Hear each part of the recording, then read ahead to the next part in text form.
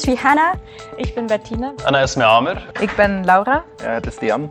Saliman Yorukomi. Hey, Joja Annika. Hallo, ich bin Hans. And this video is about how we work in product and engineering at Meltwater.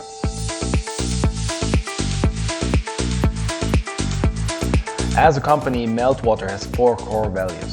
So how do these values shape how we work in product and engineering? We took a look at how we do things, and it basically boils down to these 4 statements. Our customers rock. We stick together. We get shit done. The bolder, the better.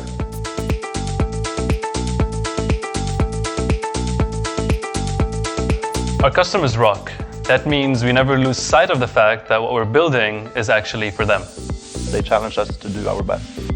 And when we look at their feedback, we know we're on the right track. It means they love the product. It means we did a great job.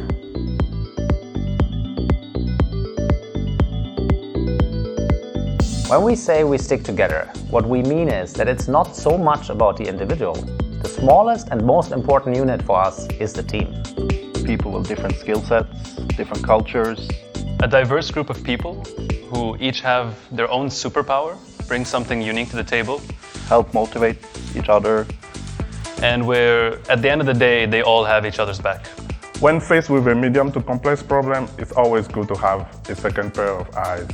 We support each other, we give feedback to each other in order to help others to improve. So no matter whether we fail or succeed, we do it together. We work together, but we also have fun together. And I think that's the most important thing.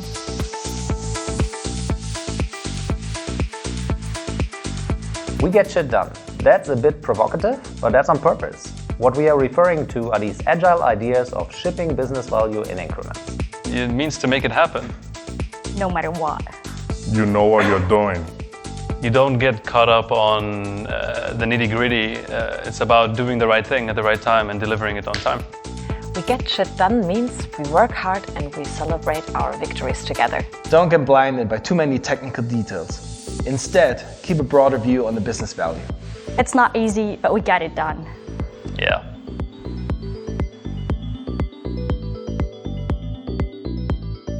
For a software engineer, the bolder the better means having the confidence to rebuild parts of your architecture if you found a better solution.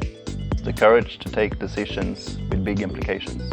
The creativity to perceive what's possible and the determination to then do it. The bolder the better means pushing boundaries. You are not scared. Yeah, it's about kicking ass, isn't it? We do a lot of pair programming, so we gather up in pairs to solve a certain task on one screen, one computer. Meltwater started very small, now with 1,200 people. That means we need to keep dreaming big and taking bold steps. Okay, so that's how we work. If you like what you see, check out our job openings and get in touch.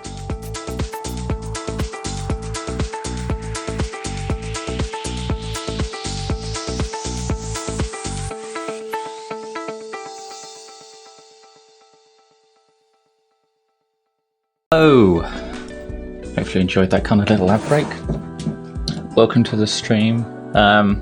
We've got some people watching so far.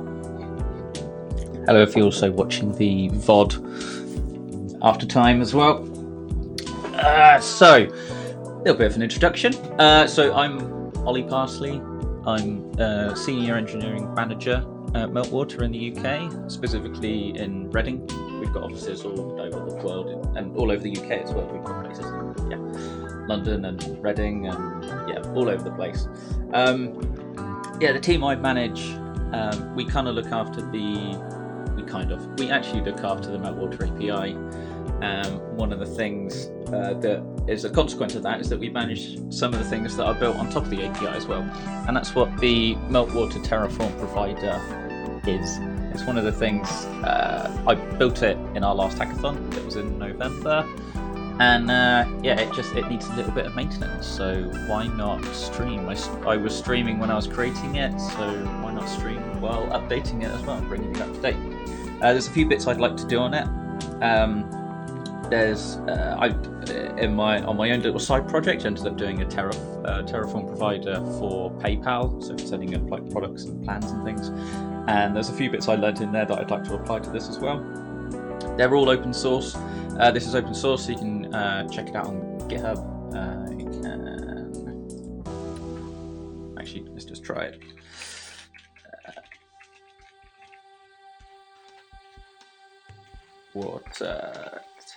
Terraform provider. So all providers have the same structure. That's because I got the structure wrong. Well, good start. There we go. Terraform provider -name. So yeah, you can have a look. So we've got. It works with Terraform 0.11, 0.13. There is Terraform 1. We wanted to make sure that this is compatible with the largest amount possible. There is an updated kind of plugin SDK, which we're not utilizing for this because it wasn't fully formed yet. So we've got the slightly older version, but the far more supported version of the Terraform provider SDK. And yeah, we work with Golang 1.14 to 1.17. I think 1.14 might have been something to do with modules. I can't remember the decision, but we don't want to go too far back. Using the provider, do you know what? This is really bright on my eyes, as you can probably tell. So let's just swap over to here. We'll just right, read me here. Right. There we go. Right. Yeah. So yeah, you can build it locally. You can also install it yourself, or you just reference the version. So the version number here is just you need to look in our Git tags, and you'll see the latest version number that you can put into here. It's also in the documentation on so the Terraform registry. If you just search for Meltwater, it will come up with here. So we're on 0.0.1. So the hackathon was the very first version, and it was quite interesting. One of the clips on this channel is I was starting off with version 0.0.0, thinking that, oh yeah, that's the very first version I want to use and install it locally.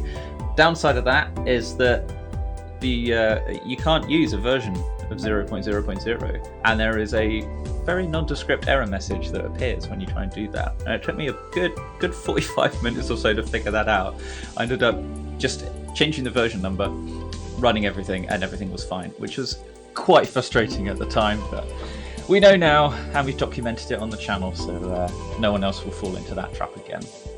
So I want to go over a little bit more detail about what the provider does before we jump into it, so that anyone that wasn't following the stream back in November, I think it was. Let's have a bit of light on me, there we go. Right, so yes, so you can do two different things with the provider. One is you can create a search. These are probably the wrong way around, actually. So you can create it. Actually, do you know what? We're changing stuff here. Let's just change the order of this list. That was probably the most awful way of doing that. Right, so create a search, and then we go back, right. Right, so you can create a search. I will cover in the app how it works, and you can create a keyword search, a combined search, or a Boolean search. Those are the kind of three supported types of searches we can do. We've also got recurring exports here as well. So a search you can create, you can manage, you can delete using this, and the same with a recurring export. The way a recurring export works is you say, I want this search to be run once a week, checking the last 7 days worth of data, and I want a CSV or like JSON blob available to me to download from a known URL. So it's the same URL, you just download it multiple times. That's pretty much it. Those are the main. There's one further kind of infrastructure-like piece of the Meltwater API, which is to do with streaming. So you can set up a webhook, and you can receive documents, like kind of news articles, tweets, those sorts of things to that webhook, and you will in the future, maybe in the next stream, be able to do that with this as well. So be able to set up, create a search, and then set up a hook based on that. Or in this case, as I walk through this, we can create a recurring export based on that search. So one thing you do need is you need to be a Meltwater customer, and you also need to have access to the API. So that's the kind of add-on you get. I will refer you to the Meltwater website, and you can talk to sales that way if you don't have access, but I'm I'm pretty transparent with this. I will show you exactly how it works in the app, so you can see what the app looks like as well, and how it works with the API as well. So you need to have an API key. Back to there. Yeah, you need an API key. Then you need to create an instance of the provider using said API key. This variable translates from TFR Meltwater APIs, the environment variable, which I've already set up, so that you don't have to look at my API key. I will revoke this after the stream in case I do leak it anyway. There's not too much you could do with it, although that's probably setting up a challenge for people. So you can create a search here. I'm creating my awesome search. Oh, I did it again. Create my awesome search. It's a social search. It's using Explore. I'll explain those in a second when I show you in the app how it works. The name of the search in this case is Golang Terraform. So it's actually going to do a query. In this case, you actually only use one of these sections here, but for documentation purposes, I've put all of them. So for instance, if I was doing a keyword search, I would have this one here, and I'd say if I was looking for Golang, I would search for a keyword of Golang, and I wouldn't want foobar. I could fill this up. I could make this absolutely massive. I could just say anything potentially, all libraries related to Golang I want to find, or any of them. I could say don't put any other programming languages in, or anything that could maybe cause some ambiguity, such as say gophers. So I could say not gophers because I want to talk about Golang and not the animal itself, that sort of thing. A combined search, so I could create multiple searches and then I could combine them together. Hey, follower, woohoo! Who was that? Hiya, hi! Welcome. Hopefully maybe see you in the office soon. So we've got, you can say I want to match everything that matches this search and not things that match this search, that sort of thing. And then you can, if you're a bit of an expert like me, you could do a Boolean query where you can actually do a bit more of a kind of query language style. So for instance, in this case, this query is looking in the subreddit Programming Humor or the Golang subreddit. And it's looking for things in French. So I wouldn't understand what they're on about, but that's the sort of thing you could do if you wanted to narrow down languages, that sort of thing. So you could do a keyword search and a Boolean search, combine them into a combined search if you wanted to. Anyway, yeah, so what I'll do is I'm going to briefly show you what this looks like. So I've got a query of, actually it's in this main Terraform file, so this is exactly what I've got. Almost exactly. I updated this before the stream, so we'll just do that like that. So this is what I ran. I can, you know what, let's just give it a go. If I do a Terraform plan, there should be no changes because that's what I've got. So in this case, let's put this. So this is going to be a keyword search called Golang Terraform. Terraform, just so I know where it's come from, because I've got other Golang queries on there. And yeah, so looking for the keyword Golang and not Java, Python, or Gophers. So if I just run that again, see there is a change, and this is what I want to update in this stream. So all I actually did was add Gophers into this array here. But unfortunately, the diff kind of shows a much bigger thing here. So that's the thing I kind of want to solve during this this stream. And I can apply that. Actually, do you know what? I'll show you what the app looks like. Ooh, there we go. So this is in the Meltwater app itself. So I'm logged in as me.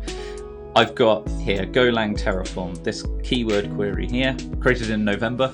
So you can see I'm looking for Golang, I'm not looking for anything in at least one keyword, and not Java. So that's exactly what this looked like previously. I've added Gophers to this, so if I just do Terraform apply, that'll be yes. Modifying the search, and now it's updated, so I can just come straight back to it, and if I just refresh this, we should see Python and Gophers in here. Python and Gophers, woo! And then this will update a query. So This currently searches, I think it's I believe we're one of the biggest Elasticsearch clusters in Europe. I think I heard that a little while ago. Actually, if anyone from the Elasticsearch team in Meltwater is watching, do we have one of the biggest Elasticsearch clusters in Europe? I heard that. Someone can confirm that. Don't quote me on it. Anyway, so you can see the details on that. Then let's have a look. So we've got, and then, oh yeah, so we created the search there. And then now we can create a recurring export by referencing the ID of that search. Boom. So this is a recurring export. It's on the Paris time zone. And what it will do is every 1 week, it will do a query and it will search for Golang, but it will do this query essentially. And then I will get I'll be able to download that. And I know that the download URL stays the same. I can just download it once a week, and I know that it will be updated with the most recent query. Boom. So, actually, while we're in here, is there anyone, while I'm talking through this stuff and talking about the app and queries and stuff, is there anyone got any questions and stuff that they kind of like answered? I'm also going to jump in because I know that quite a few people at the company will watch this and not necessarily have Twitch accounts, so I'm just going to jump into Slack. You'll see a slightly different screen while I'm doing that, just to see if anyone has messaged. Not yet. But yeah, feel free to put any... Oh, hi Sam. Long time no speak, Mr. Born Typing. Hope things are good. Targs 2. Thank you for following. That's fantastic. So yeah, so what was I doing? Yes, so as you saw, the main problem I wanted to solve with this is like if I add an extra value in here, and then I do a plan, what I get it. If I save the file and then do a plan, that would be better. You can see that this diff. It's not containing just the differences, it's the entire thing is shown as the diff. I mean, the entire query section itself. So, there was something I discovered the other day while I was doing my PayPal provider is when you're setting up the schema, so everything you see in here is set up in a schema. I'll show you the search schema actually first so you kind of get an idea if you've not looked at Terraform providers before. So we've got type, name, category, and query, which you'll notice match here. Type, category, name, query, slightly different order. And then within query, you have to have at least one of these blocks. So keyword, combined, or Boolean. So in query, we've got a type of set. Within that, we've got a keyword block with type set, and it says everything you can contain within there. So keywords. In there if the keyword is case sensitive. Then we've got combined, which is also a set, and Boolean, which is another set. Now sets, now don't ask me to actually describe the difference between all of these, because between like all the different more complex schema types, because there's like type int, type string, which is really useful, and I don't even have to explain that. But when it's a set, the way I originally understood it was like this is the way you would use a set, is that you'd have objects nested within other objects. What I've seen from lots of other places is they do things slightly differently, and if I come across to the PayPal one, I'll explain the difference. So, billing cycle in this case, you don't need to know the schema, but billing cycle contains a whole bunch of stuff within it. This actually uses a type of list. Now, billing cycle in this case is slightly different because you can have a maximum of 3 items, but within here, you have, for instance, one frequency block. So this is so with PayPal, when you set up a payment plan, you can say, I want to bill people once every X. And a frequency is the unit, which is like week, month, day, year, whatever it would be, and then the interval is how many of those, so it's like once a week, every 2 weeks, Oh, thank you for the follow, Sticky Minion. I want to know the background of that name. Thank you for joining. Yes, so we've got so type list. You'll notice that it would actually behave in a very similar way. So actually, if I changed keyword or query or keyword to type list from type set and did a max items of 1, I wouldn't actually have to change anything within here. It's all done in the background, which is kind of what I want to achieve.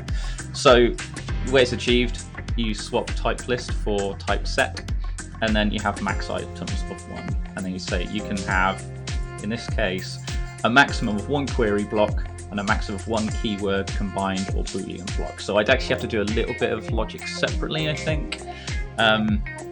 Keyword combined and Boolean, I'd have to do a max items of 1 for each, and then do the validation separately that you only actually have 1 of those 3, because you can't actually have 3 of those set.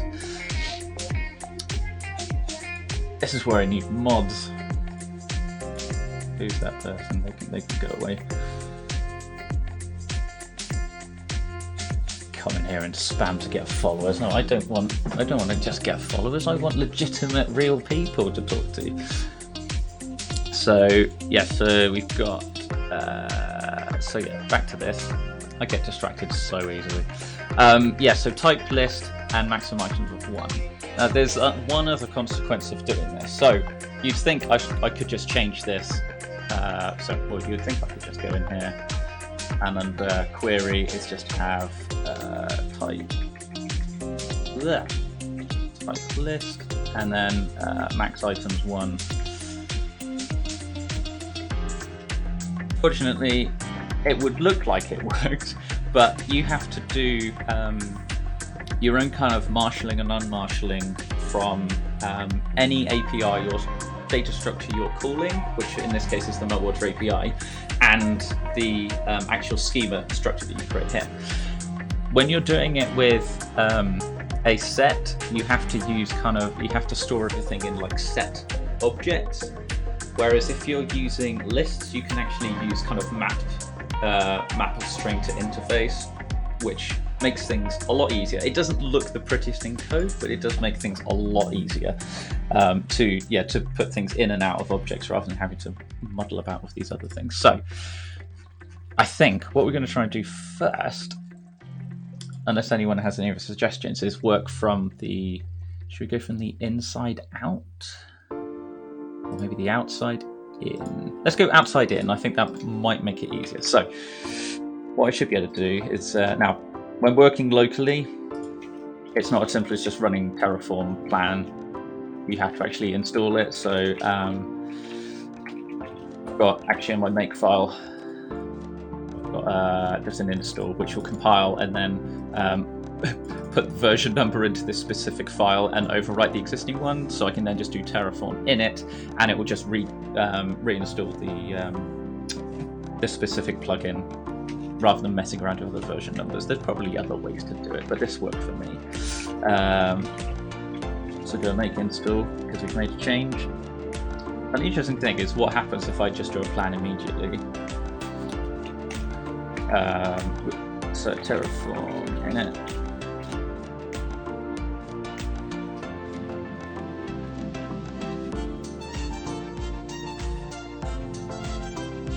Anything change? Ah! I mean, that was the weirdest noise I've made in a very long time.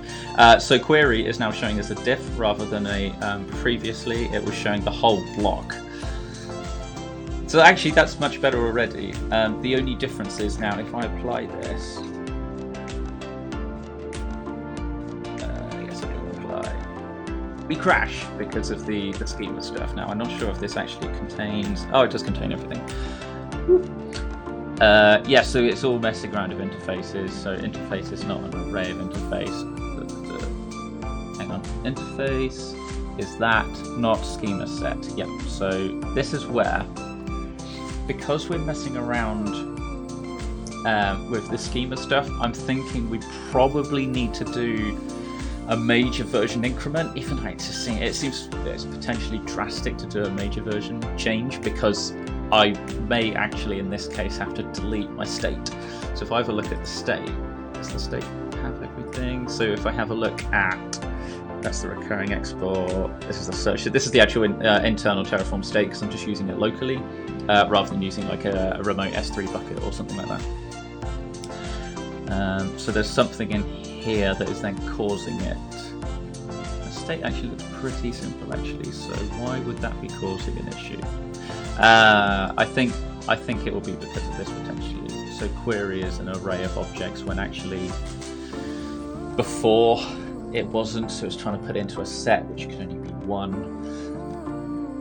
So I don't know the best way around that other than to potentially delete the state and then do a Terraform refresh. But the idea behind doing a major version bump is that I'd encourage people to just be very careful when moving major versions. Hopefully people, if they're using this, to be honest, I can't see how many people actually use it because it just says less than 100, which if you're doing something slightly niche, I mean, this is because you need to be a Meltwater customer and have access to the API. And I did it in a hackathon in November, so the chances of lots of people using this is quite small. But I have no insight into any of this, unless I wonder if I could actually, if I log in. So I was doing on a different window, so you don't see all my stuff. If I log in, you can just stare at the documentation if you want to. Browser providers. Right, I'm in now. So if I now go back to, I get an email. No, I have no further information. Okay, so that proves, yeah, I've got no idea how many people actually use it apart from a small number, potentially 1 or 2 people. I'll put this back up there. So the issue being, I could just delete all of this. Maybe. I don't know, anyone got any thoughts about, yeah, so the decision is somehow coming up with a layer which can detect if it's using the old schema storage using type set and then moving to type list, or major version bump, delete the state and warn people about using it. I'm kind of leaning towards the latter purely because of the number of people using it, and then just address it with documentation, because whatever it is, it will be in a far better state than using all these type sets. I'm gonna, now I don't know if that backup is, I think that backup file, this file here, Terraform tf-state.backup, I think that is actually a real Terraform file. So I'm just going to do that. Let's just see. Let's go back here and just do a Terraform plan again. Now, is this going to try and do everything? Yes, it's going to try and add everything. So if I do a refresh, pure non-existent file. Perfect. I mean, this is exactly how I hoped it would go. Refresh will do nothing. Refresh does not empty or non-existent state. Oh, hang on. Do I just need to have a state that's empty? Although actually, well, I've got a Terraform a state file there. So if I just do this again, does that do? Now, what is the best way to do this?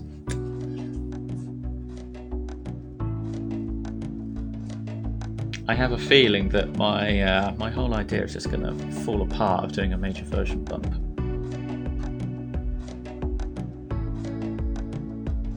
Right, okay, let's put it all back and then let's do my version of debugging, which is just put log messages everywhere, which I'm sure loads of other people do and not just me. But right, okay, so we know then, let's just do the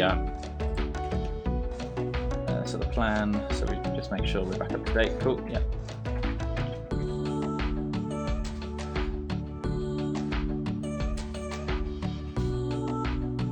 Right, okay, so just wanted to get back to the problematic state. So is this telling me where? Search Meltwater, search resource, validate. No. Resource Meltwater search 459. Okay. 459. There we go. So now this is the bit, isn't it? So where does validate query get called from? A custom validation. Ah, this is the thing I did to make sure that you only had one of keyword combined or boolean. So what we need to then do is, I wonder if this is just going to work then. Maybe this would just work if I, that's saying that this is actually a, what was it, array of interface?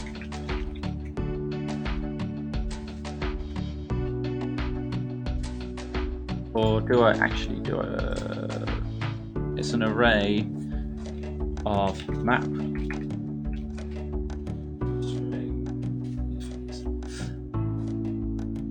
an array of interface, isn't it? So I can't force it to be a map of string interface. So it's right. So I don't need to do, so this query set, think that this is this query object that this set object that you get when you use a type set rather than type list.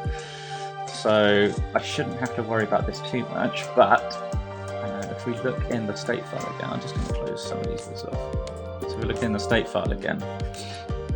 So we're essentially looking at this object here. So we have an array of objects, and that object contains Boolean keyword, combined keywords. So maybe this would work as an array of map to string interface. You know what, let's just, can I log this somewhere? Actually, I'm just remembering what I was doing in November. So now, how was I giving an error? I was doing this before, so you have to append to ES. Okay, so I can just say append to this and then return. So just please forgive me for doing this. I'm literally just going to add an error that contains the query set. Actually, I'm just going to call it query list. Call it query list. I feel like I'm going to throw up by doing this. Is that gonna? And I hope that sometimes when you do a return, it grays out everything else, but obviously it's right. Have I nested correctly in there? Yes, that's right. Okay, so now just to do a make install. Where's it got a capital? Terraform init and. So we install it, we init again, because we basically every time we install it, we're just overwriting the previous version, and we need to make sure that it's using the correct word. I think init like copies it into different places. Okay, so query's still set up properly. Let's just apply. There's a flag you can set to do apply automatically, isn't there? Crashed, but do we get a crash with a nice error message showing our object? No! So that is a, okay, so it's still a string of interface. So let's just dump whatever this is then. So can I just do, what's the flag you have to do to make it apply automatically?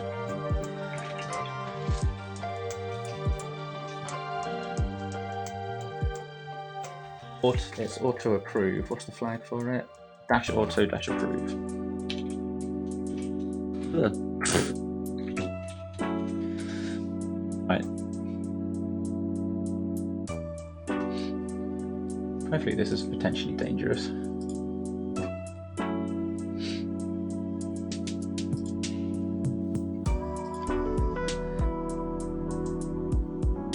So, oh, I see. So it's an array of map string interface. Oh, hang on then. Maybe I could actually just do. That's what I did before, wasn't it? Yeah. Am I reading this wrong? So query list is an array of map to string interface. So that should be fine then. So what's wrong with that then? Why is that?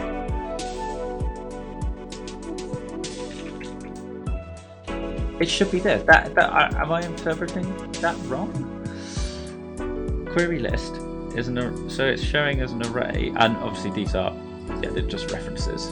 But yeah, so those are the strings, keyword combined boolean, and then the map. So why is that not? Again, now this is the slightly frustrating thing of having to install this every time I make a change. If anyone has any tips on how to do that properly, let me know.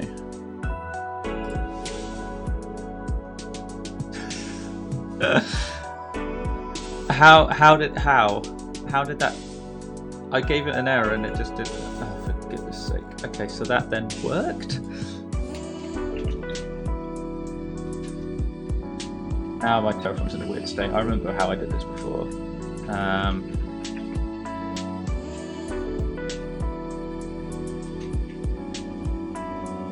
That was the easiest way to get this to work, to make it panic. Otherwise, if stuff goes through like that, you get in a really weird state sometimes. What does the actual search look like? This is where we'll see.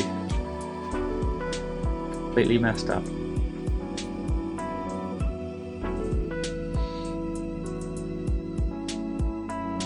And I mean, that looks fine to me. So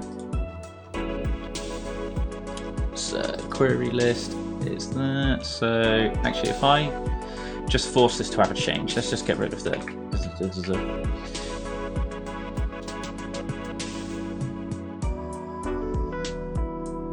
So the query bit's still fine. That's still fine. Now, if I just do this again. Should just panic straight off. There should be a panic with my error message, not a panic about the types being wrong.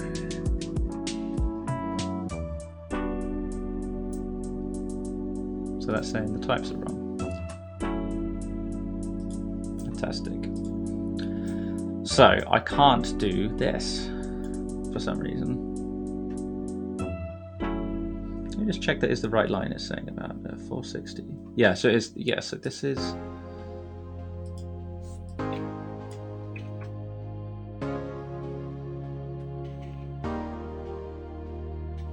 okay, so let's just put it back to this.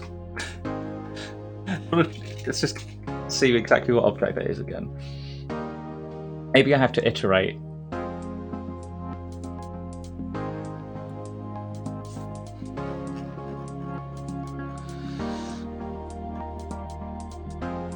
Yeah, maybe I just have to somehow iterate on it then, but that doesn't seem right though. What happens if I just pick the first element? I know there's a first element. Can I get the type in a sprint F?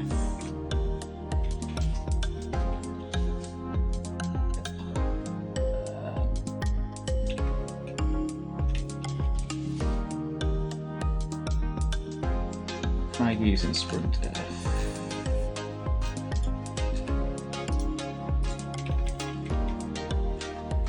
If it helps, I don't write Golang every day. Being a manager, this is pretty much the most complex it gets with my coding now.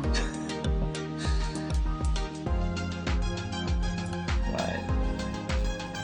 Printf cheat formats and types. Right. So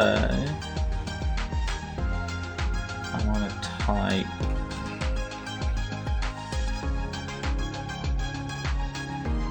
I thought there was a way, the type of the value. Haha, right, so I can just do tab value, let's have space. Only just messing about with one object. Now, what I'm not going to be told about is if anyone unfollows, given the state of my code. So. Wow, loads of people in the chat. Oh, well, welcome everyone. Don't forget, if you do like my style of debugging Golang stuff in a Terraform plugin, then please do follow. And do say hi in the chat as well. Missing? Did I not? Oh, I didn't. Oh, I need to put it in multiple times. Oops. Of course I do. Okay.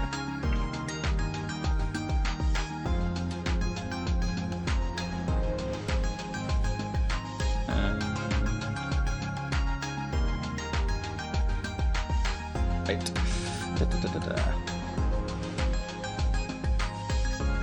How's that a thing then?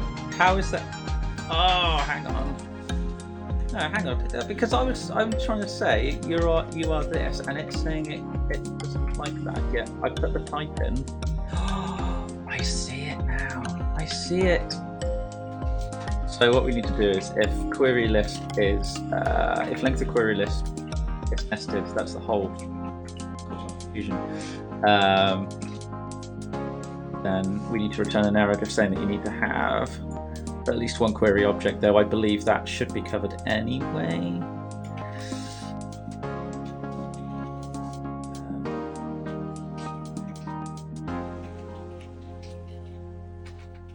Alex, I'm rewriting the same message.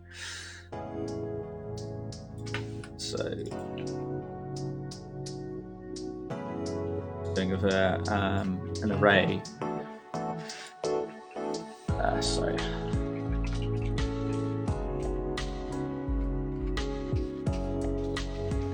Actually, what I should do is it's not that. It's not one, isn't it?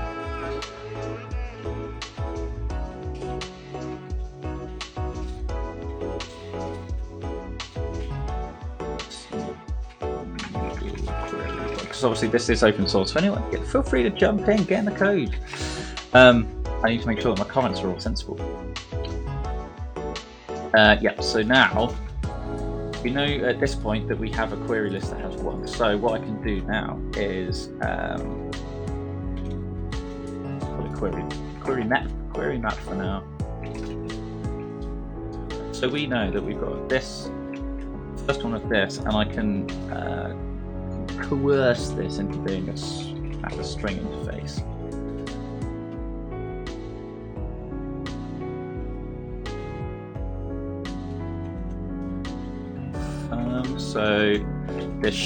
So in the type we should see a string interface, and then this should be just a single instance of a map.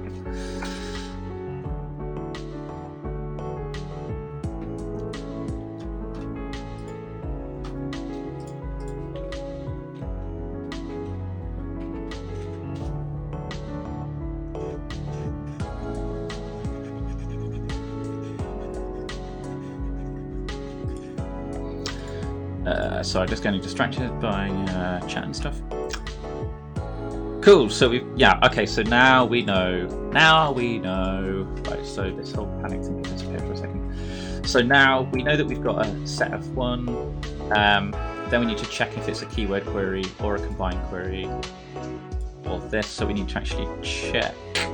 Actually, I want to see what is contained within each of these. So you can see that even though I've only actually supplied a keyword, I want to see Boolean. Actually, I can update this now because these are still not set properly. So we have set. Where is it? No. Forgive my endless scrolling. So I've got the font size slightly bigger for the stream, so hopefully you can see everything. Let me know if it's. If you can't see anything. So we've updated this to list. What I need to do is actually update these as well. Keyword.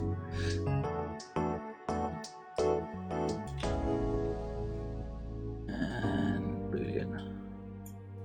Oh, no, we still want it to be optional. So now this might then look different, because then rather than them being pointers, they should actually be maps themselves. So actually we might see a more complex object here with nested maps.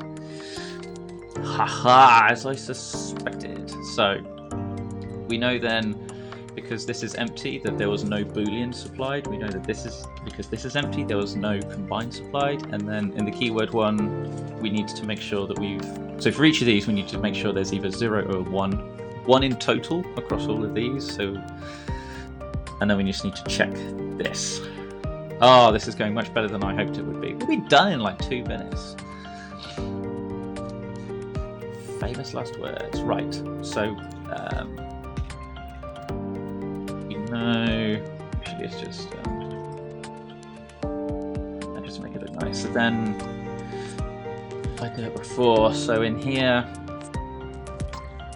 so I've got, so essentially in order to check that I've only got one instance of a boolean or combined or keyword, I just had a query count, and all I did is go check inside keyword, is there more than one item, add the number, and then at the very end, if the count is 0, then there's nothing. If it's not 1, then we can give a message saying you can only have one of.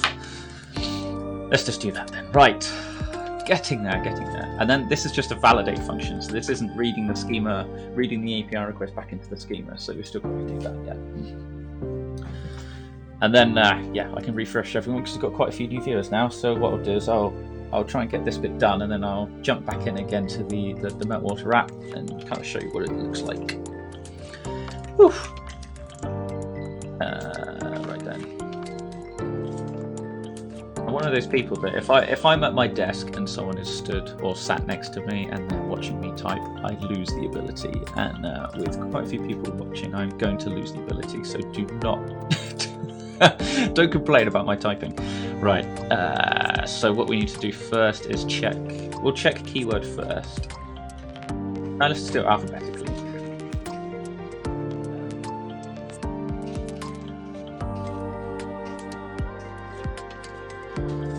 So we have a map, which is really useful because I can just do.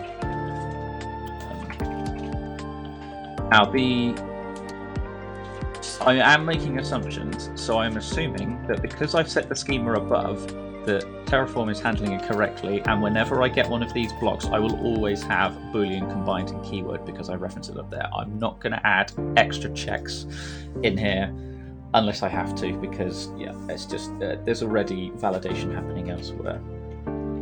So what we need to do is we check.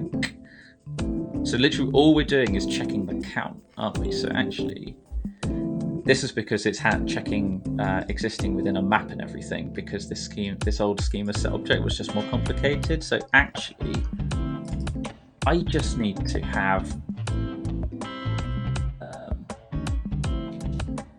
query count is the length of this plus the length of the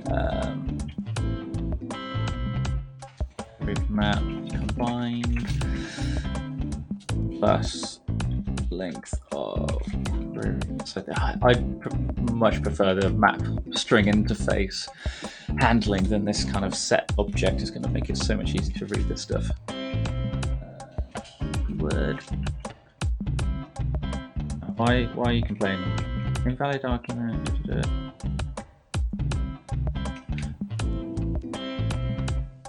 Query map. Why? Come on, talk to me. So I've got a map and I'm just looking for Boolean, and I know. Hang on. Is this? Can I make this? Can I do this? I know that. So this is just saying this is interface, but actually I know it's an array of interface. So let's just check that. I'm gonna make. I'll still make it panic. I'll just comment this out for now. If we could do that, that makes everything a lot easier to handle. Right, I don't have to cast it a second or third time. Let's have a look.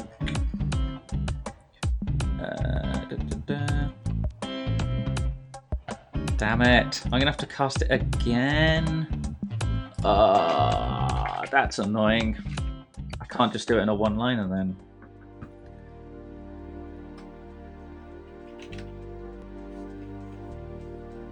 It's a map of string interface, not map of array to string interface. That's annoying. Damn it. So I'm going to have to handle each block separately. That's annoying. So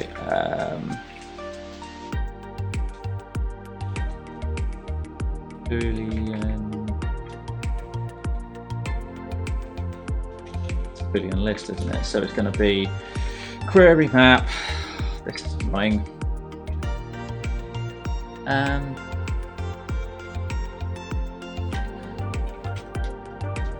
So this is, we know it's an array of, I guess it would be map.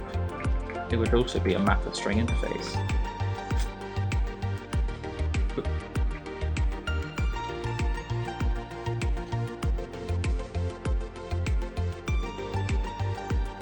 So I could just say have query count is actually the length of this.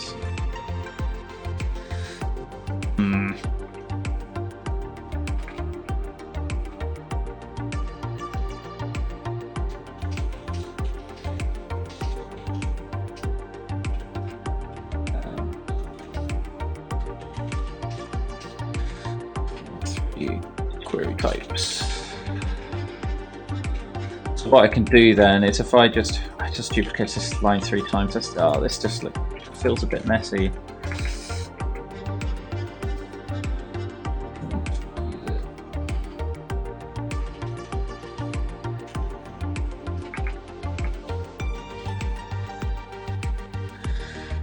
If I need to, so we've got a combined list, we've got keyword list. So what I'm going to do then instead is just do, actually it's just in case I need to come back to this,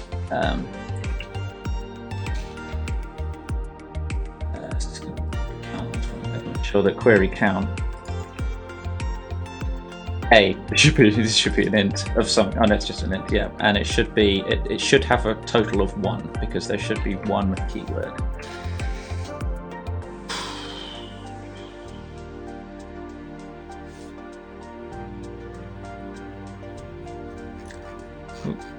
I jumped too early.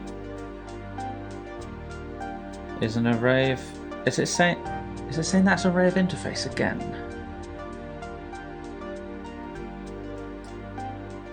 To be fair, I'm just counting it, so I could actually just do this because all I'm trying to do is count, so it shouldn't. Right line 475, yeah. This is only a validation function. I'm not actually doing anything with the what's actually contained within the array. I just want to count the length of it.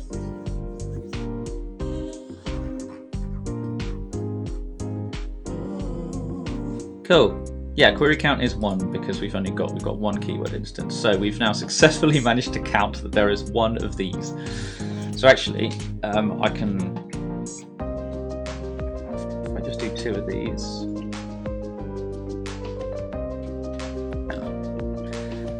This should get picked up with a different message. This should get picked up with like a Terraform generic, you can only have 1. Yep, you can only have 1 of these. But if I then changed and had a combined one at the same time, that's something that the way the Terraform structure isn't set up, it can't detect that I'm only allowed 1 of these across. How do I get the, how do I come out of the bloody, there we go.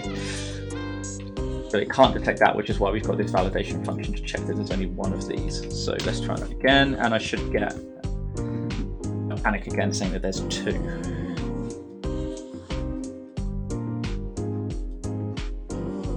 Cool, yes. So now I can just do my fancy, actually I can just take the original wording from down here.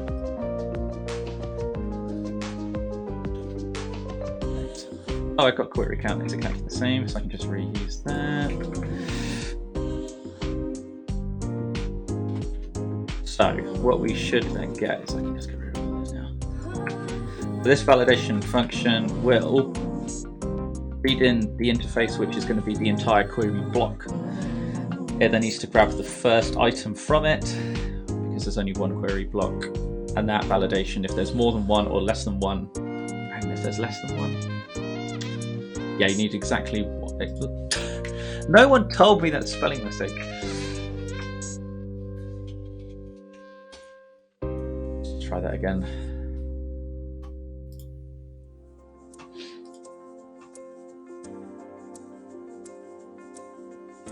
One of keyword, combine, or boolean can exist within query. There we go. And then if I also have them empty, I have both of them empty, I can get the other error message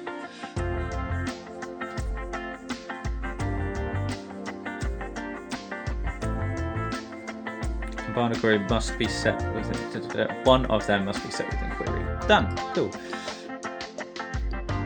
Now, the question is, do I have tests? I do not have tests. I should add one. Now, thumbs up or thumbs down or message in the chat if you think I should add tests now or later.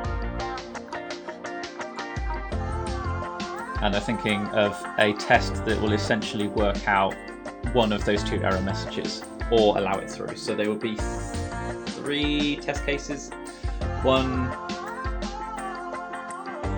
test cases. So there's the case when we don't have anything. There is the case when we have one of them, and one will be so 4. So 1 for each error message, 1, 2, 3, and the successful one, which would be that there is no error message returned. Come on, opinions in chat. Come on.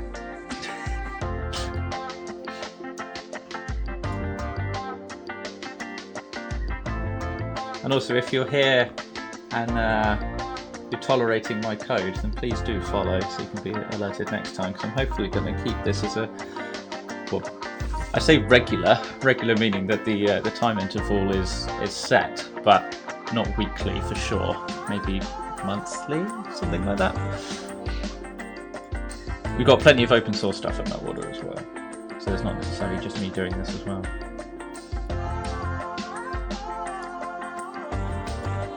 I'm going to try and be a good citizen. How have we got? So we've been going for an hour now, actually. Do you know what? I need to handle. Or do I do the test? Right, do you know what? I'm plunging for it. Let's do the test. So we've already got like search categories and stuff. So let's just do test search with empty. What gets passed into this method? So we call this method. Oh, actually, so I can just create an instance of search resource. I can call validate query, which will return this function, and I can just call this one from within the tests. I'm not sure what S means or ES. That's just kind of the default stuff. K will be the key that it was nested within, which would be empty if it was the top level. So let's create an instance of. So we've got the search resource there already. Called validate fun. Let's call it validate fun. Validate query. So this will return us a query, which then we can check the results of. So we have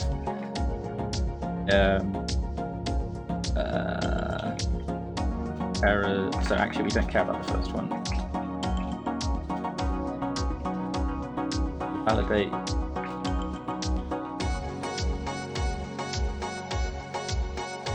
Yeah. Validate func. And now what I need is an empty. What do we cast it to? So I need an empty. Is that possible? Can I just do? Is that possible? Or do I actually need to have an instance of something? Okay, so I need an instance of something. Oh no, I actually. What's the simplest form of struct I could do? Can I do an empty anonymous struct? Anonymous empty struct. I just do this. Does that work?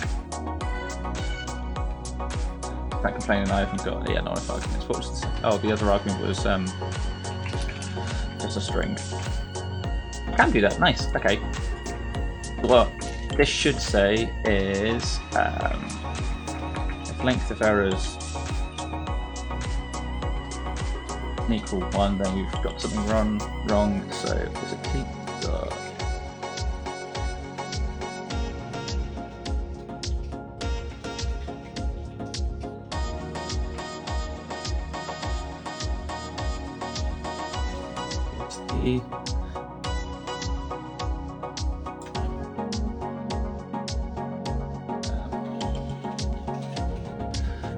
So we check that, and then we can just do if errors 0 dot error doesn't equal this.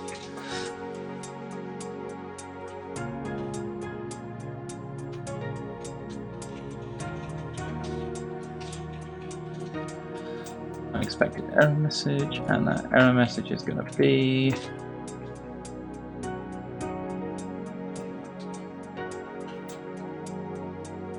I want this to fail. I'm just going to throw it there because obviously the test will work first time. Who has tests that don't work first time?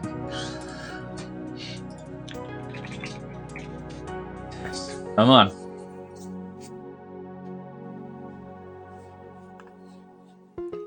Look.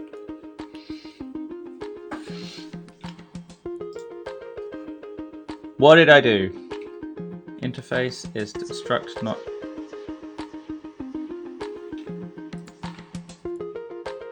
How do I? Do I have to? How do I just? Can you just create interface? I'm having out here. The empty interface. Can I just? I want to create an empty interface. Oh, okay. Actually, I can just do empty. Can I just do that?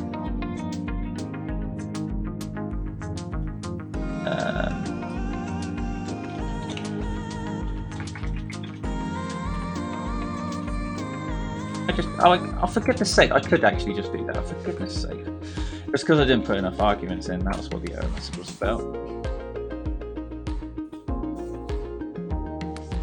Expected a single error.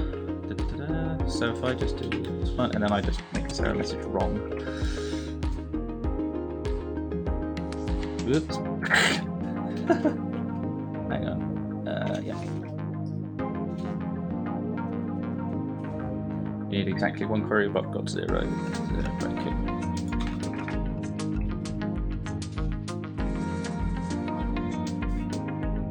So is there another test? Oh! This is why you write tests. So this has detected that the schema is different because I'm using a different type. So actually, let's just fix this test show. That should be in there. So query is now a type list.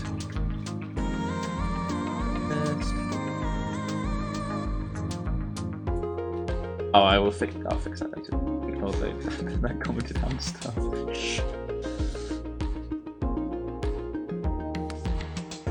Which bit did I get? Optional false doesn't equal true. Oh, yes, okay. So query is required. So why is that not set to? That's set in here. So query is required. Oops. Keyword is optional. Combined is optional. Boolean is optional. So what was that complaining about? Ah, this is the wrong way around.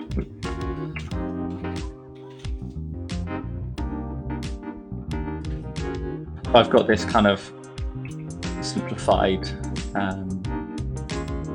schema here to make the test a bit easier. Rather than basically duplicating everything that happens within Terraform. Alright, we're getting better.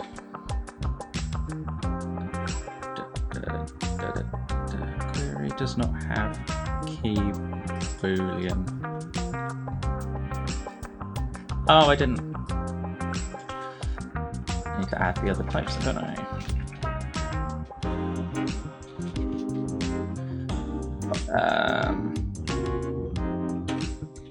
Boolean and combined.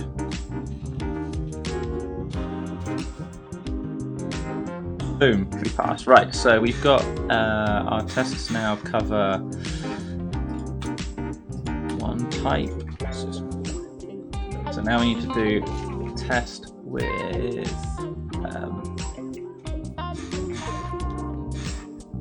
where was the validate query? There we go. So we've covered this instance here. Now we need to do. Now what I am going to do the assumption that we provide all of these one of keyword or boolean must be set, so that's where they're all empty.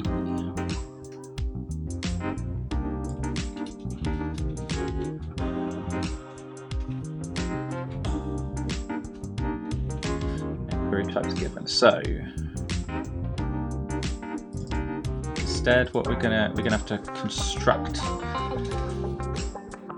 So this is gonna be. So we know that we need a query list, which is an array of that. So an array of interface, and that's gonna look like this, and that is gonna be map of string. Face.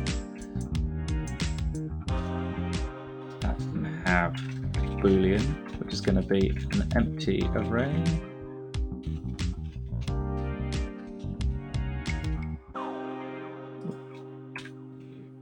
So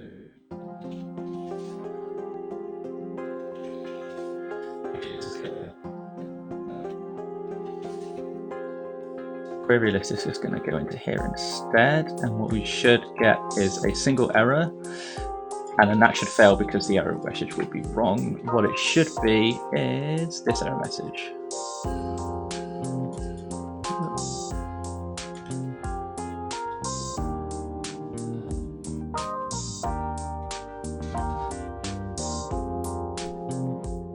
Single error about that.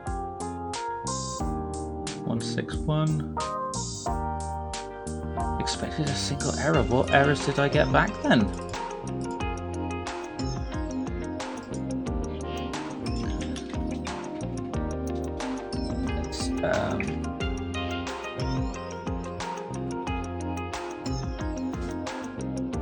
What errors came back then? One of keyword combine must be set.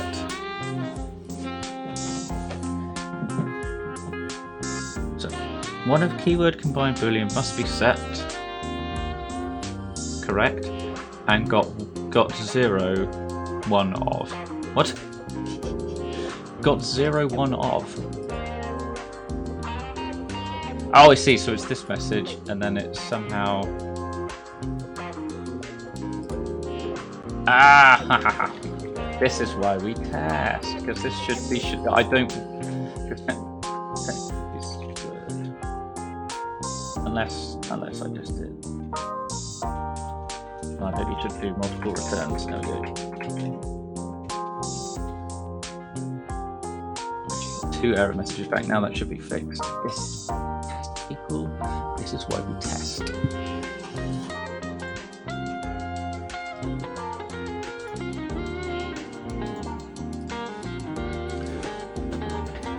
Ugh.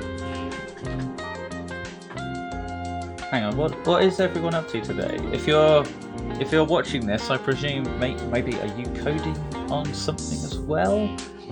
Are you at day job? Which is luckily I'm in a very fortunate situation where I get to stream on my day job. No, I'm definitely not by no means full time, but yeah. What are you all up to? And also don't forget to follow, please. It helps me out if you do.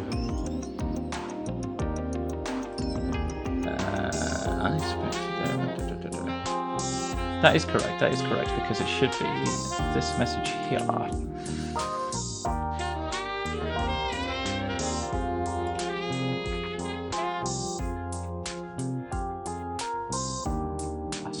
Boom. Right, now I need to do the complete opposite.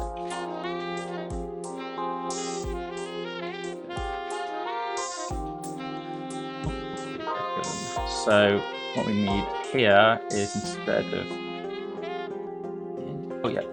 so this is then going to be a further map of string face. I believe that's the right way. Oh, hang on, I need to instantiate. Okay. So that should be 2 booleans.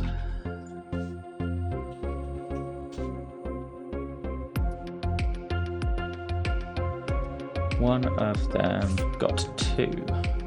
So So one of can exist within query. Got 2. Yeah, that. We've gone straight into passing first time. Single test, at least.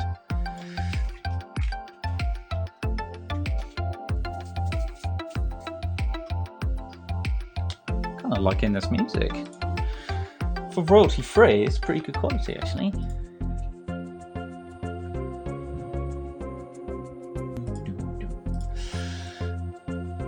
Hopefully there's no lag, otherwise it's going to seem like I'm singing a completely different song. So we've done that, now we need the successful one. So if we just have a single instance of Boolean with single query type given, to have a single one, errors should be, if it doesn't equal 0,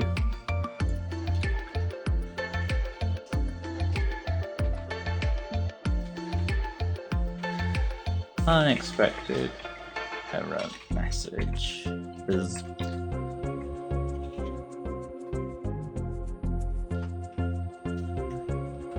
this is going to pass first time. I just watch the point running the test because I know it's going to pass. Boom. Right, so I've got the test done now. That was faster than I hoped it would be. Right, so we can get rid of this. Right, let's just neaten stuff up a little bit. There we go. So we got the validate function done. Now, what I'd quite like to do is, now that we've done that, is just see if we do a Terraform plan.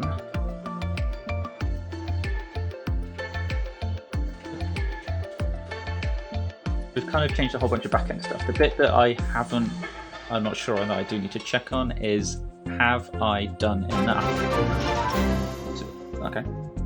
to update the diff, or do I need to update the is that Kimberly? Is that Kimberly? Thank you for following.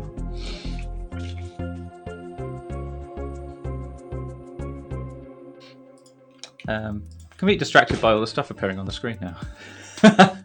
I've basically got a copy of the stream on my little TV over here, and that's where I'm seeing the follower notifications because they're not coming up in the chat, annoyingly. Fanfare. I can make more fanfare. That's embarrassing. Let's move on from that. Yes, so what's it doing? Yes, so I basically need to check if I make a change here. So I know that that should fail, actually. What did that do? That said that there was no changes to be made. So I'm not sure this is working yet. So let's just have a look at this then. So we've got combined. So this should say there's some change. Yes, remember I messed up the Terraform state. So that's what happened to the state when I called Terraform apply, and my validation function was just not validating anything. So actually what I need to do first is apply this, and then the Terraform state right here should be back. If this state comes back, oh no! Kimberly, you came at the wrong time. This was all going very smoothly until you turned up. Search resource. This is exactly what I was talking about. So in this method here, in here we've got this old object that I need to convert. It is no longer this. So a query set, as we know from our validation function down here, is this way of interface, not.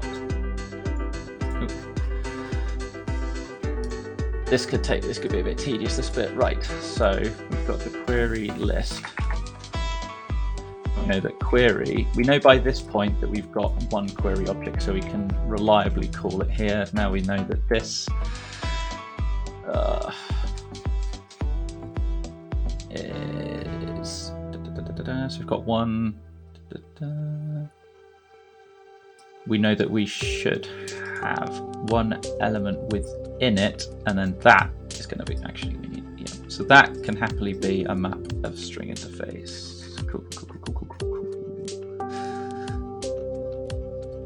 It's combined. All these, yeah, it gives you all these schema sets. This is where I need to change them all to using these simpler interfaces. Right, so that query is fine then. So query keyword, so that should be set, and then this itself is going to be an array of interface. So if I got that right, so when we do our instances, an array of interface, and then within that there's a map. Right.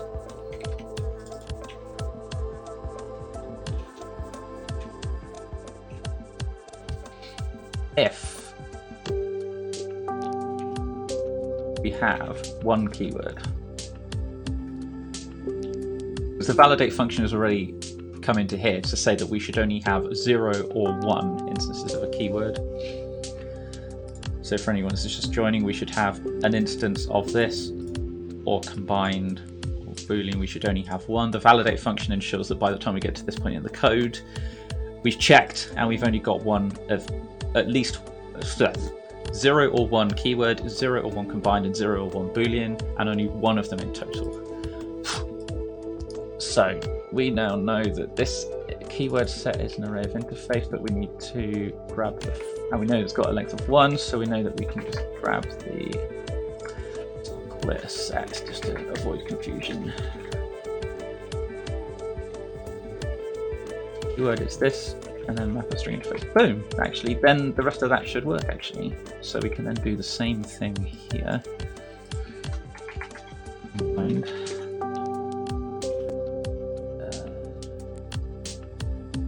It's not that. What was it? There's an array of interface. Interface. There we go.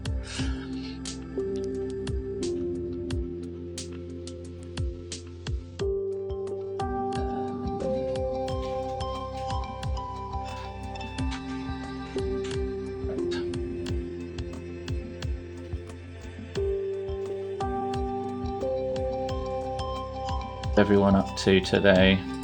Am I completely distracting you? Am I background music or some form of entertainment? Do the same thing here.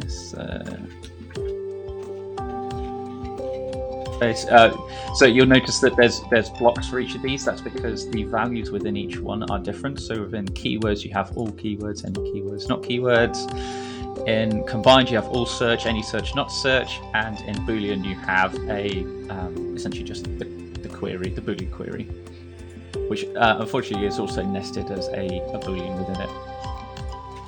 Not the best naming, but we might be able to get away with it.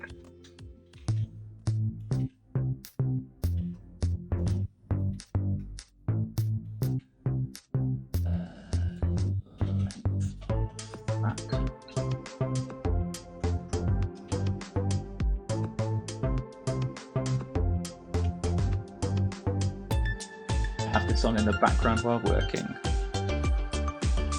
Hopefully my soothing voice is helping you get lots of work done then.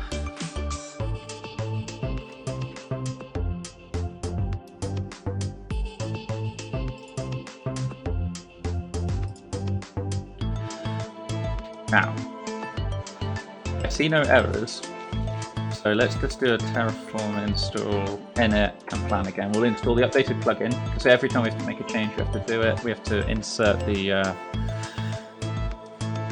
reinstall the plugin to then use it, and now we get a diff.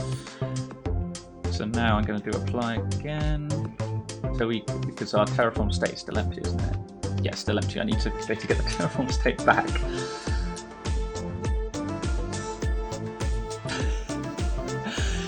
Yes, yeah, Kimberly, you are completely responsible for all the tests going wrong. I'm sorry to say. Cool, actually, so the state is now back. So we are back where we were. So if I just do a plan, it should be empty. if I do a and.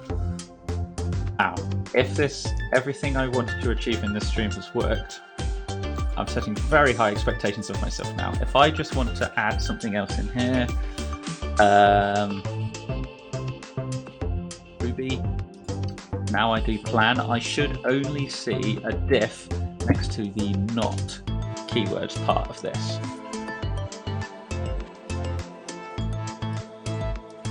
Yes!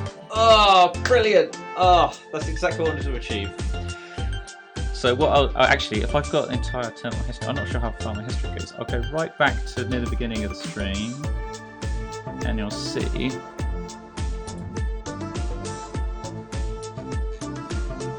where is the... Oh, I don't have all the history. Oh no, there we go. Oh, that's near enough the history. What would happen is I would change a single keyword, but the entire block, including query, would be marked as add and remove, which was just not very nice. Whereas now it only shows the thing that is changing. Yes. Ah. Right. I've only been going an hour and a half and done that. I'm very pleased with that. Right. Now. The question was, do I need to major version bump this? What I could do is, so, now this backup, when was this backup from? Oh, a long time ago. It's referencing all my PayPal stuff. That's a long time ago. Okay, so that was actually me back in the lab, that's fine.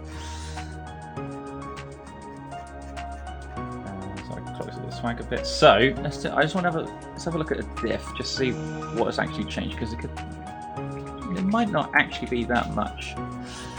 So I reordered the README, made some other bits, updated comments, recurring export, enabled that. Set to list, set to list, set to list, set to list. Then everything referencing sets changed to array of interface instead, because that's how the lists appear. Then, well, the validate function is almost entirely changed. The list there, got those bits. Updated the tests because they were wrong. Then added tests for the updated validate function, which had been a venue beforehand. Those are bits I did before the stream. There's an OpenAPI client I generated from the Meltwater API, OpenAPI spec. Unfortunately, which we don't actually handle the generation. That's using the Swagger UI to generate the client. Unfortunately, it does generate some methods that then no longer exist, or are no longer needed, or they fail linting. So actually, I need to run the lints instead, just to be sure. But yes, so there's a couple of bits on there that let's do make lint. Boom. What other make commands have I got in there? I can't remember back to November. God, a nice bit of chilled saxophone there. Vet.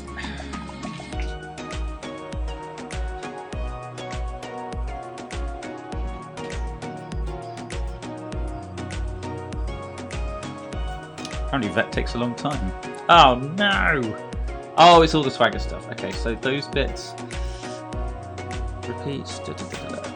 I'm gonna, because that's generated using OpenAPI stuff. Can I make go vet ignore a directory?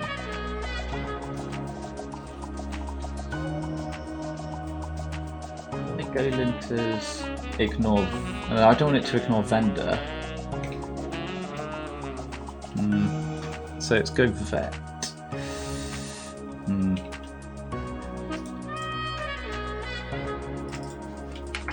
Just go vet ignore.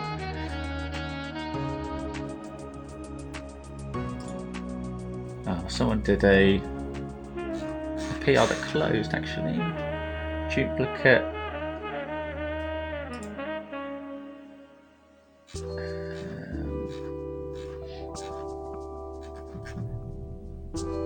How do I want I want vet. Does anyone know? I can't see the chat at the moment. Does anyone know how to do if I can get go vet to ignore a directory? Because this is the Swagger generated API client, which I don't really have that much control over. And if I make any changes to it, if I generate the client again because there's new endpoints or updated endpoints, then I'm going to miss it. And that's a good point, actually. There are new endpoints since I streamed. Actually, on when was it? Friday. What day is it today? Tuesday? Yes, Tuesday. Yeah, on Friday we did a Friday afternoon release because we're certainly my team, we're really confident with our releases.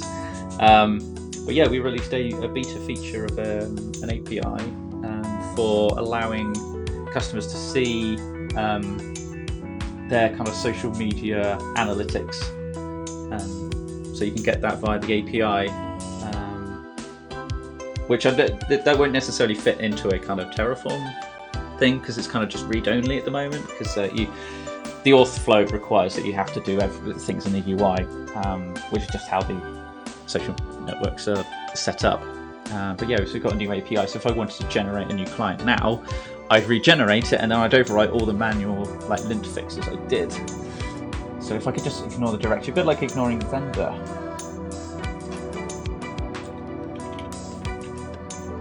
Just see if I can find some.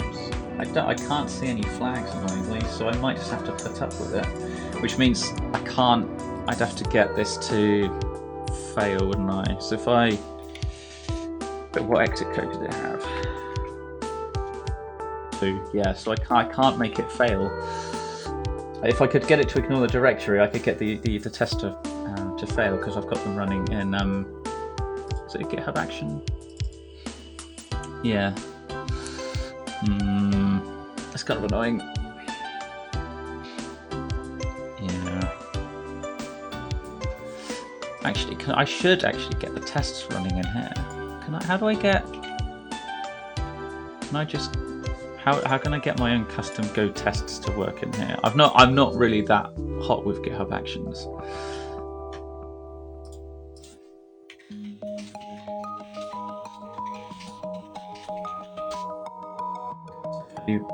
Just googling for GitHub Actions run Go test. How to test your code with GitHub Actions. Just give me the code block. I don't need the full explanation. I know it's good practice to run tests. Right.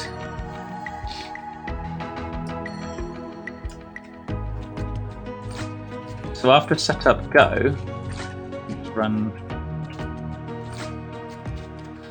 Now I'm not a fan of the way these YAML files indent. Not sure what caused it. Maybe I just copied that from somewhere else a long time ago. I mean, this was originally during a hackathon, so you know that a hackathon is just to get stuff done.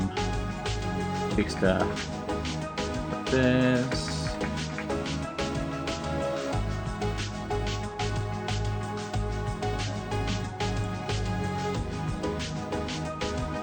I think it's also great that a company like this, we can do things in a hackathon and have them pushed to production as well. Which, if you are interested, we do have lots of job openings. And I will need a break shortly, and during that break I do have a tiny little advert to play.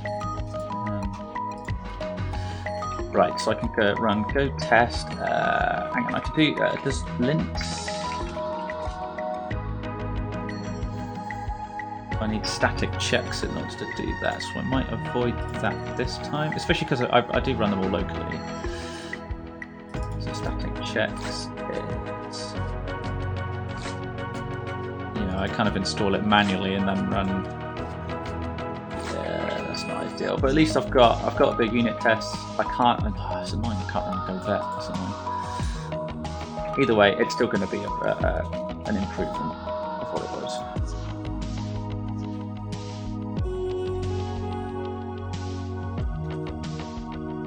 Let's actually just run. Are the unit tests all passing? No, I've messed around with stuff. Yes, cool, awesome.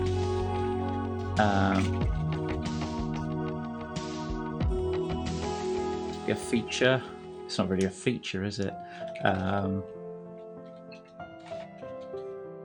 Move set to list. Yeah, let's just do that. Okay. That's what I wanted to achieve for this so far.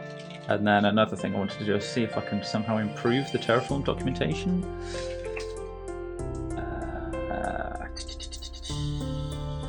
Right, let's just. I'm going to add the Swagger stuff separately.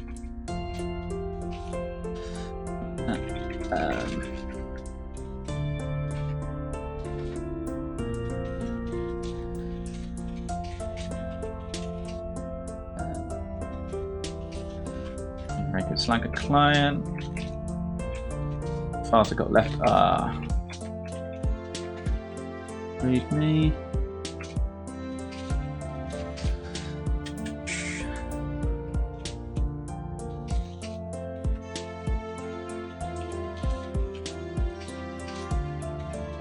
Speak to resource ordering in readme.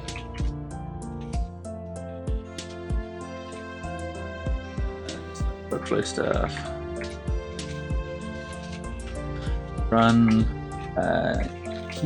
tests in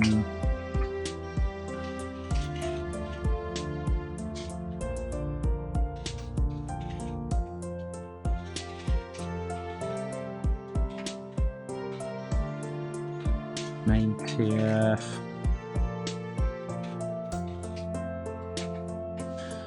Revert the main TF actually. Can what is the state of that at the moment? I'll leave that like that actually. Actually no, let's revert everything so it was how it was, okay? Okay, everyone agreed? Is that what I did?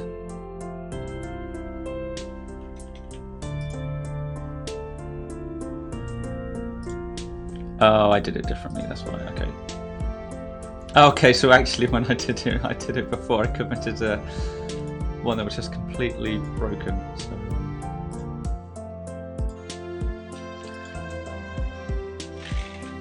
So actually I needed to do that. Right, okay. So either way I have to add this.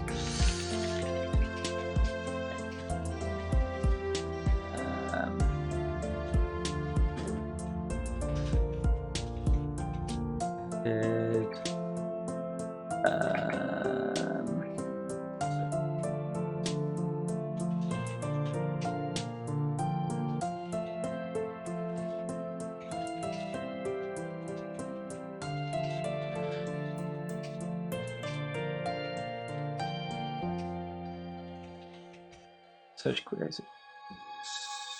search resource, not search query resource. Search resource. So, watch that. I will bring over a browser and we'll create a little pull request.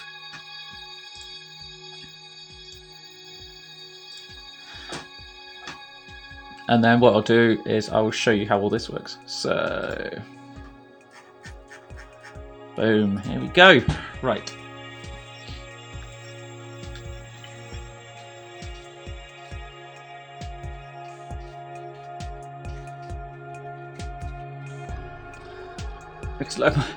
It looks like this is your first time opening a pull request, and it's probably, yeah, because there literally has not been any others. Right, I just want to get the. What? No, I don't. I want plain text. Can I just ask it to paste plain text? Yeah.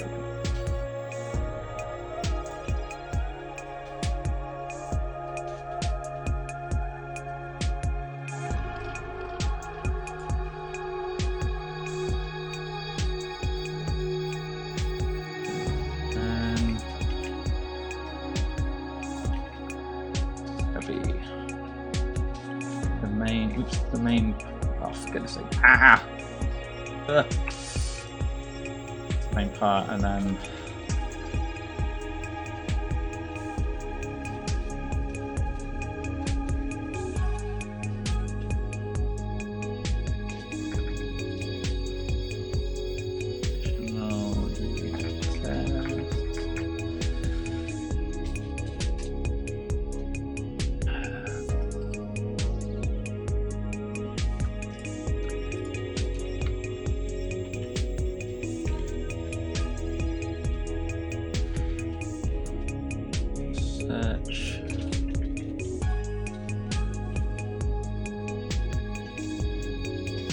query validation function. Maybe. Now,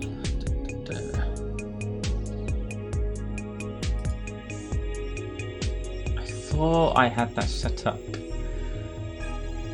to do GitHub Actions on that. Either way, I can still merge to master. It's until I do a tag. That's when it'll actually get updated in Terraform. So there's branches, no conflicts. Merge. Shall I merge? I am the only one. Anyone in the chat want to review this pull request? Do you have a GitHub account? I can just type your name in here and you can review it. It's open source, so I should be able to just add anyone to it.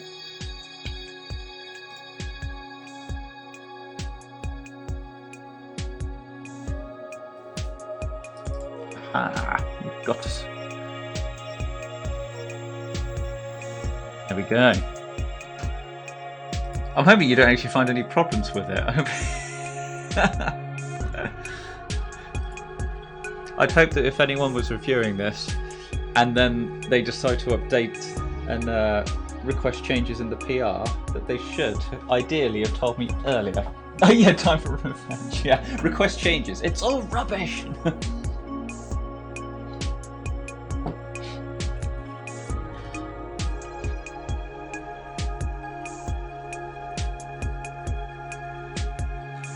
I am the admin, so I should update the settings of this repo for protected branches, shouldn't I? So the main branch should require pull request for merging. Where's the? It requires approval.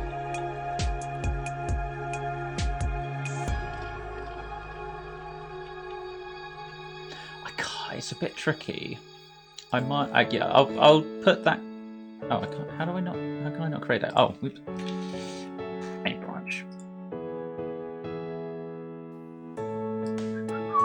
You're not looking at that.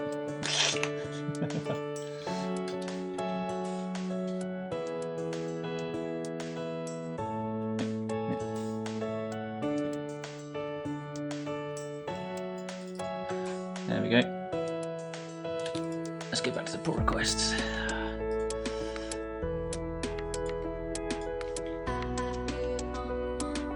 Now, I am admin, but I cannot merge it until it's obviously working fine.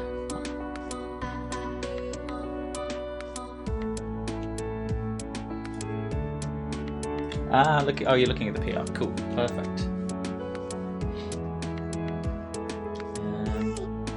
Then I think I might actually. I was only going to go for about 2 hours and got about 50 minutes left. So maybe the next time, maybe that's later in the week. We'll see. We'll see. Yeah, maybe Friday or something. I was gonna. This documentation just doesn't look that great. Whereas if I have a look at, I don't know, another provider. The AWS one's probably decent enough. There's a bit more information here, but also under. Can I just go into it? How do I?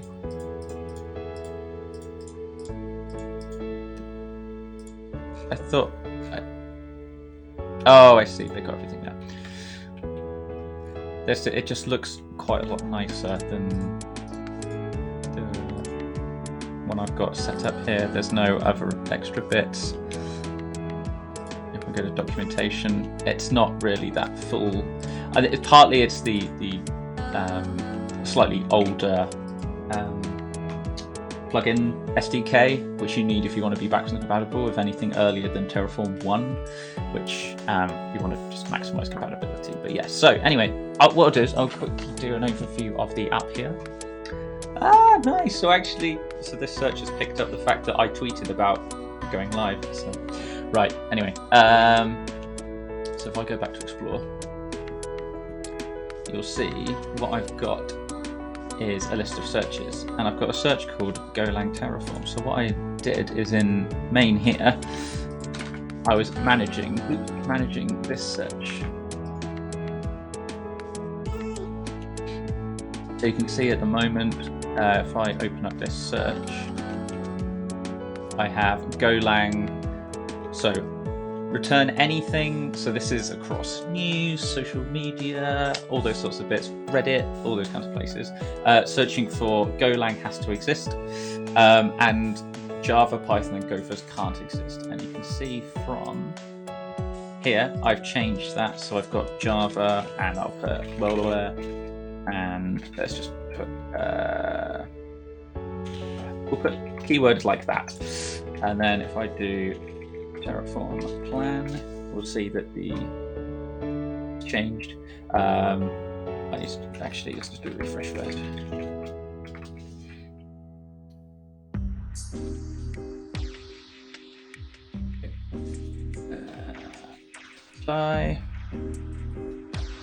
Yes. So I should see two keywords of blah, blah, blah, blah, and blah, blah, blah, blah. Refresh this. Boom, boom, boom. So it'll drop two and then add in. So it's dropped the Gophers and I can't remember what the other one was, Ruby, something like that, and it's gone blah, blah, blah, blah. So that means you can manage your code purely, so your query from within code, and then you can set up, in addition to that, you can set up a recurring export, which I do have that set up. It will take my awesome search, put the ID in, and then every week at midnight, according to Paris time, I will then have my query run and my search results updated. If you want to look at the documentation, we've got documentation here. So we have interactive documentation. So if I look at, I'm a developer. I'll have a look at all the endpoints. So we've got console, API credentials, and then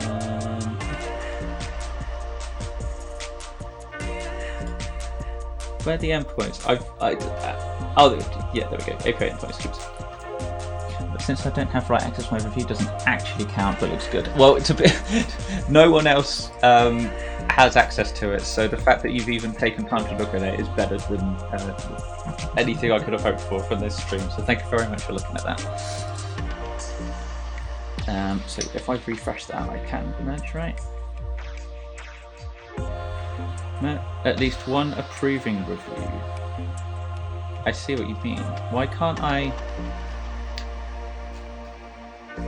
That isn't approved. I need to change the settings on this.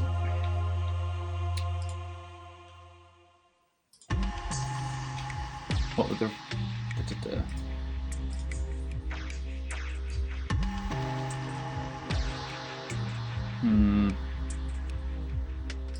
Let's just revert that whole thing. Once there's more collaborators, it will be a lot easier.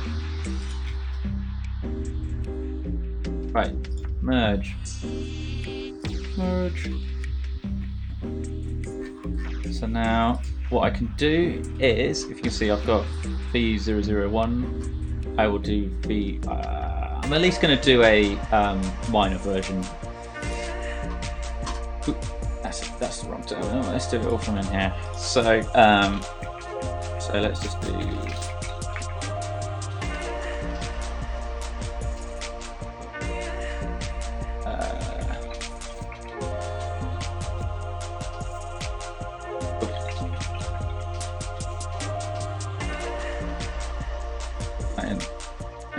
Oh, that is force of habit. That is terrible of me. Remain. Right.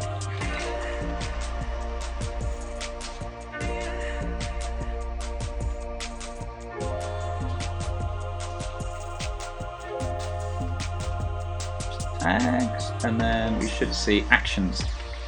Jump into action.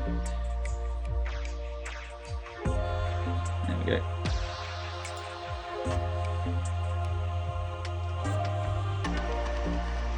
See how that goes. Right, we'll leave that to it. Yeah, I was talking about interactive documentation, wasn't I? Or was I jumping in and out? Interactive documentation. So this is all the API endpoints we've got.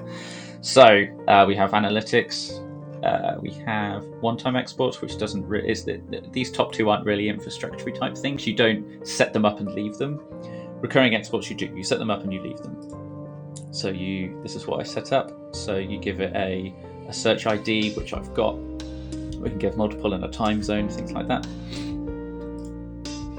Searches, so you can manage searches. You can retrieve them, create them, update them, delete them. You can get your own usage stuff as well. And then these are the bits we actually released on Friday. A whole bunch of new endpoints where you can get metrics based on your social media accounts. You have to be part of the beta though, so please do talk to your Meltwater representative to get access. Yeah, I really like this, the documentation like this. So if I authorize this, I can just chuck my API here and put it somewhere. Didn't see that. So I can actually call this stuff. So if I just did searches, I could get a search by an ID actually. So if I go in here, search ID, so I should be able to just type my search ID in. Why can't I put that in? I'm going to put it in, try it out. There we go. Put my search ID in, execute it, and then I've got all the information from that search. So you can see I've got Golang Terraform, I've got my keywords, these filter sets and source selections are in addition to that, they're not used yet. And I've got yes, and I've got Golang type keyword, boom, search ID, nice. Bish bash bosh.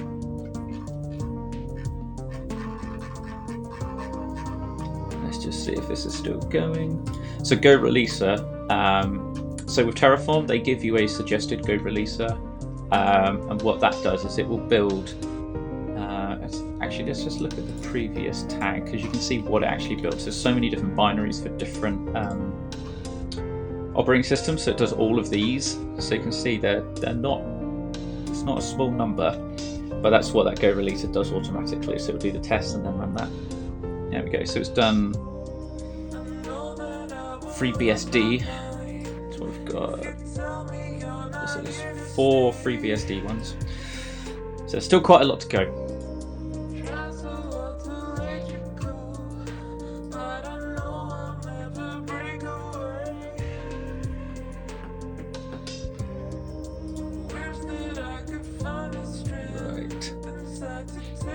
Yeah, so I'll call this a day shortly. If you haven't followed, please do. I'm going to turn this off because this is straining my eyes. I'll come back to it.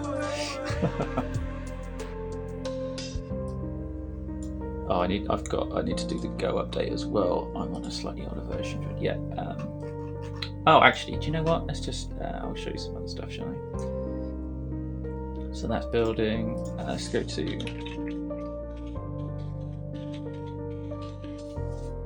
underthehood.meltwater.com. So this is where we have our engineering blog and all our jobs and stuff. So actually this post went out yesterday. I was helping Oscar and Niall get this out, so we could do a bit of social media stuff around it as well.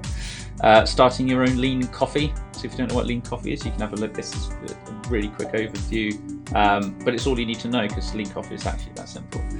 Then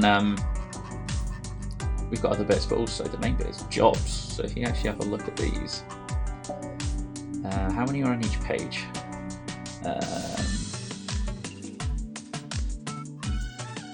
Well, actually, you can just see how many we've got here. 3 pages of all of these. So there's, because we're hybrid, a lot of these roles are now kind of available in multiple locations or remote. Some places looking at fully remote as well. Kind of depends on what you're working on and the team that's doing it. So each team at Meltwater kind of is kind of given the autonomy to kind of handle everything themselves. There's obviously there's guidance and there's some rules in place, but teams have the autonomy to decide how they want to do their work. Do you want to choose sprints or Kanban or waterfall? I don't think anyone in Meltwater does waterfall, but I hope they don't anyway. Yeah, there's so much control that teams have, but we have like common bits of infrastructure like a Kubernetes cluster. So there's a team that kind of maintains the Kubernetes cluster, that sort of thing. and the teams can then decide how they want to hire. So, for instance, in my team, we hired someone last year, towards the end of last year, who was kind of from the area. But we've also got one of our team members is in London. Most of them are in Reading. We've also got a team member in Malaysia. So we handle going across time zones and things like that. The only time that would be tricky is if we have, say, a team member in Malaysia, but also someone in the US, where the time zones barely overlap for like an hour or so. That makes communication difficult, but it's all possible.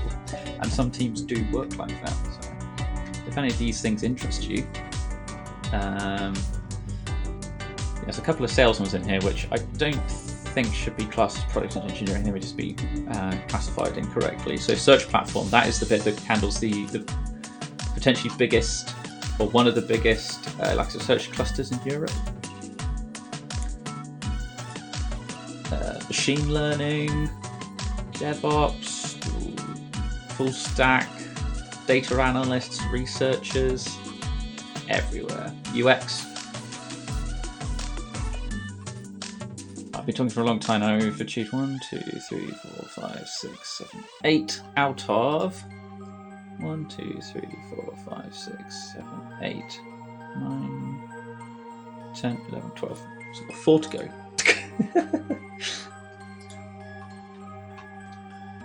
Kimberly, have you got any roles open on here I could promote while I'm here? Or anyone else from within who is within Meltwater in the chat that has in their team has an open role I could just talk about?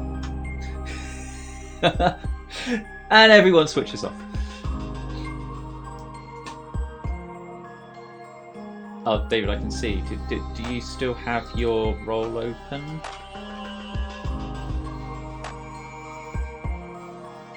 Full stack.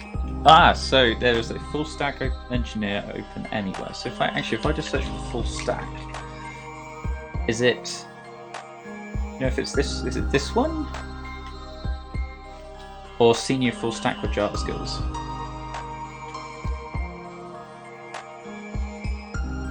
I guess it would be this one.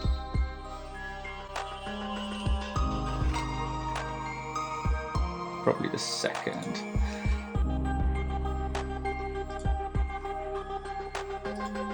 Oh, actually, so that's Linkfluence, actually. So Linkfluence were we acquired last year. So if it's not that one, I guess it's maybe this one then.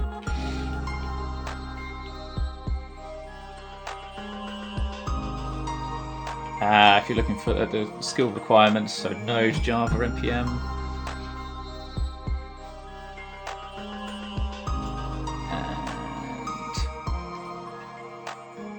Junior test engineer. Is it kind of marked as junior? Aha! So if you want to work in this, well, potentially the same office as me or remote, depending on how that team are handling it. Boom.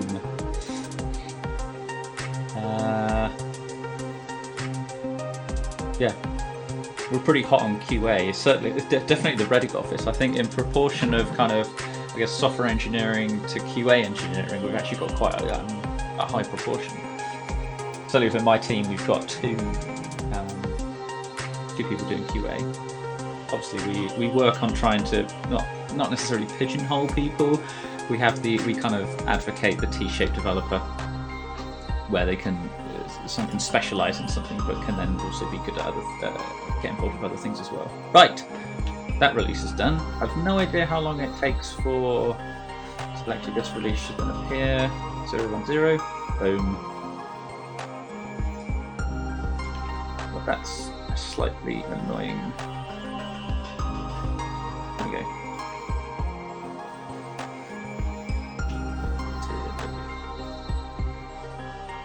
I'm not sure how long it takes for Terraform to pick it up. Does it pick it up straight away? Okay, refresh.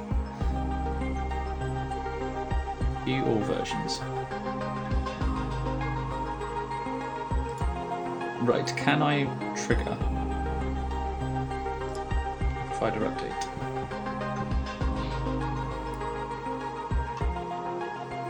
Oh, sorry. So we do native web components, building a library of framework agnostic components used by the company's other teams, which actually I can advocate for stuff like that. So for instance, if I come into Meltwater API, so my team actually, so we do manage the API, but we also look after these pages, and these are using all the components that there's a couple of teams that do these components that put these bits together so that the actors. So if you come across all these different tabs here, so I think the streaming is taking up all of my bandwidth. But yeah, so all of these, so it looks like a single app, but actually individual teams manage the content for their own pages, but we have a whole set of widgets. So we can do things like I can view my usage API, my API usage, which is also available through an API. So you can see things like how often I'm doing, so documents, so these are my recurring exports that get done. I haven't called the Analytics API recently, but I've also will be adding in search management endpoints and stuff here, so you'd see my search management stuff. So that's all using those sorts of components. I created an API key, which it was on the stream, so now I can revoke it at the end of the stream. And I think that's, unless I can get this do something. I wanted to just like publish provider, but I've already got the provider already published. Yeah, so I can't actually trigger it. Looks a bit, unless anyone has it, but it will be there shortly, and I'll check on it later. But yeah, I think that's pretty much it for the stream today. Maybe I'll come back and have a look at some of the other bits on Friday. Other than that, it might be a little while until I'm not sure when our next hackathon is. We have like 2 or 3 hackathons a year, so I'll be streaming during that as well. But yeah, thank you very, very much for everyone that joined, everyone in the chat. By far the most people I've had concurrently watching the stream. So there's how many people? I can't count on this screen. Can I count on this screen? Nope, I can't count on this screen. 9 people. So I think we averaged between like 8 and 10 people for about 2 hours, which was fantastic. So thank you very much, everyone. I will see you next time. So cheerio. Yeah. Oh, and if you aren't following, you need to follow so that you can join in next time and keep up with the fantastic Meltwater Terraform provider and see where it goes in the future. And see my code gradually improve, hopefully. So I will see you very soon. Thank you very much. Cheerio.